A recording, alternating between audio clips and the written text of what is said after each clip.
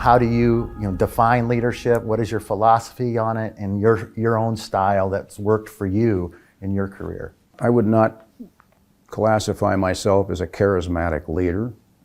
I would classify myself as an enabler. Okay. Enable the people in your organization to do their best.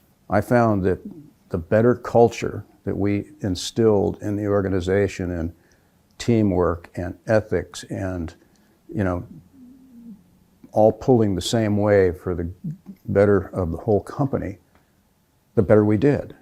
And these people rose to the occasion. We had in Goodrich, we call it the 95-5 rule. Okay. And our philosophy was, and our people philosophy was, that 95% of the people came to work every day wanting to do the right thing.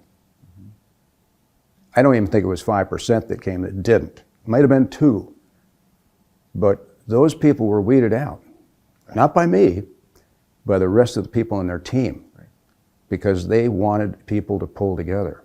And so we ended up with this culture of we can do it, and helping each other. Right. And I think that allowed us to really develop leaders. Right. This people philosophy evolved into one of our programs called EDGE. I think it was Executive Development for Goodrich Excellence. And we would pick 20 mid-level managers across the company, and we'd divide them into 5-person teams. They would get real life problems that were occurring at Goodrich. Mm-hmm.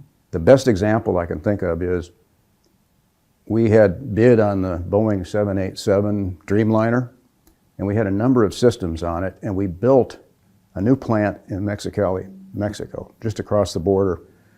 And if you know anything about the Dreamliner, it was delayed probably 3 or 4 years.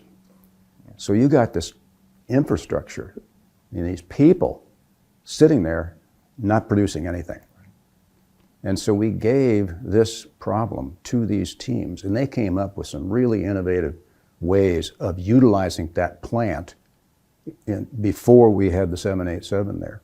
And they saved us a lot of money and actually brought in revenue. Mm-hmm. I mean, these aren't senior leaders in the company, they're mid-level managers. They bought you time, basically, yes, until the absolutely. Dreamliner got to kick off. Absolutely, and we had lots of projects like that because we had a new 20 people every year. Yeah. And then at the culmination, I and my staff sat in on their presentations.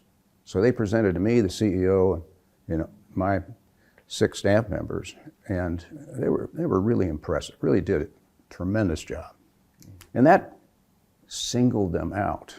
Yeah. As we got to watch these people because they can rise up.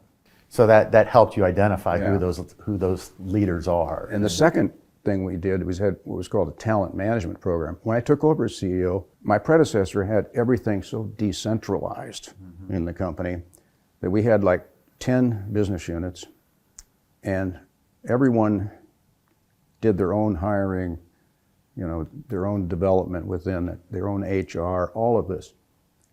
As CEO, I couldn't look out there and see where the talent was. Right. So I changed it, I centralized it.